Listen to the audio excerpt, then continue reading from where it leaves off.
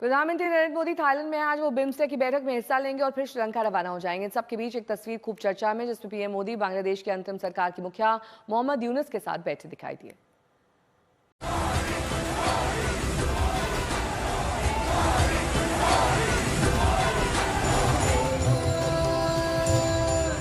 छठवें बिम्स्टेक शिखर सम्मेलन में भाग लेने प्रधानमंत्री नरेंद्र मोदी थाईलैंड पहुंचे तो उनका भव्य स्वागत किया गया। पीएम थाईलैंड पहुंचे तो भारतीय मूल के लोगों का तांता लगा हुआ था। हर आदमी पीएम मोदी की एक झलक के लिए लालायित था। हर आदमी पीएम मोदी से हाथ मिलाना चाहता था। पीएम से मिलकर महिलाएं तो भावुक हो गईं। पीएम मोदी भी लोगों से अपनेपन के साथ मिले।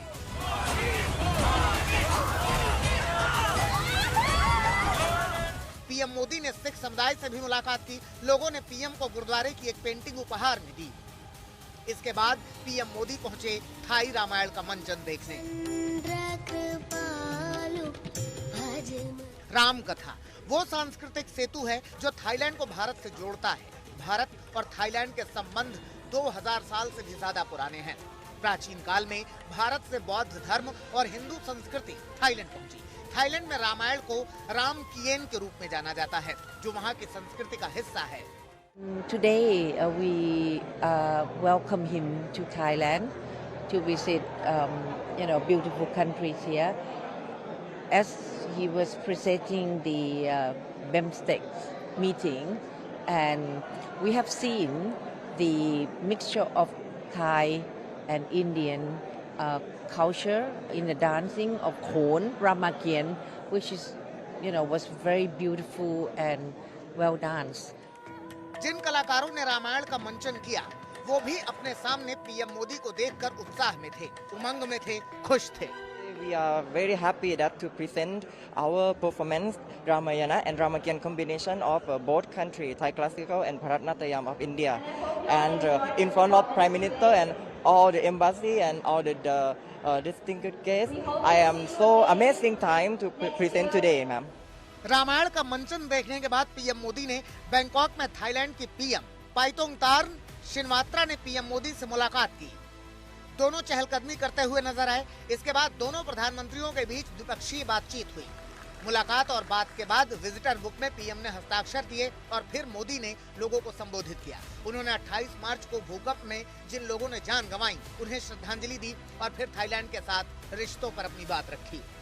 28 मार्च को आए भूकंप में हुई जनहानि के लिए मैं भारत के लोगों की ओर से गहरी संवेदनाएं प्रकट करता हूं। भारत और थाईलैंड के सदियों पुराने संबंध हमारे गहरे सांस्कृतिक और आध्यात्मिक सूत्रों से जुड़े हैं। बौद्ध धर्म के प्रसार ने हमारे जन जन को जोड़ा है। अयोध्या से नालंदा तक विद्वानों का आदान प्रदान हुआ है। भारत और थाईलैंड की सांस्कृतिक डोर काफी मजबूत है। सम्राट अशोक के समय बौद्ध भिक्षुओं ने थाईलैंड में बुद्ध की शिक्षाओं को फैलाया। थाईलैंड को प्राचीन भारतीय ग्रंथों में स्वर्ण भूमि कहा गया है। थाईलैंड और भारत के बीच व्यापारिक संबंध भी काफी पुराना और मजबूत रहा है।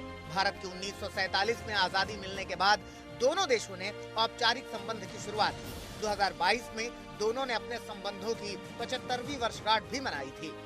शीत युद्ध के दौर में जब दुनिया अमेरिका और रूस के बीच बंट गई थी, तब थाईलैंड भी भारत की तरह गुटनिरपेक्ष रहा। आसियान देशों में सिंगापुर, इंडोनेशिया और मलेशिया के बाद थाईलैंड भारत का चौथा सबसे बड़ा व्यापारिक साझेदार है।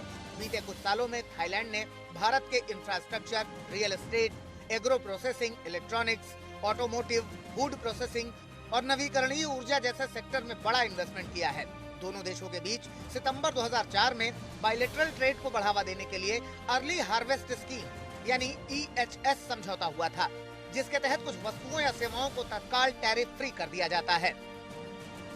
प्रधानमंत्री मोदी के इस दौरे और द्विपक्षीय बातचीत के बाद दोनों देशों के कारोबारी रिश्ते और मजबूत होने की उम्मीद है। पीएम मोदी का थाईलैंड का यह दौरा इस लिहाज से भी खास है क्योंकि बिम्स्टेक बंगाल की खाड़ी से लगे इलाकों में बड़ी भूमिका निभाता रहा है। आज तक ब्यूरो।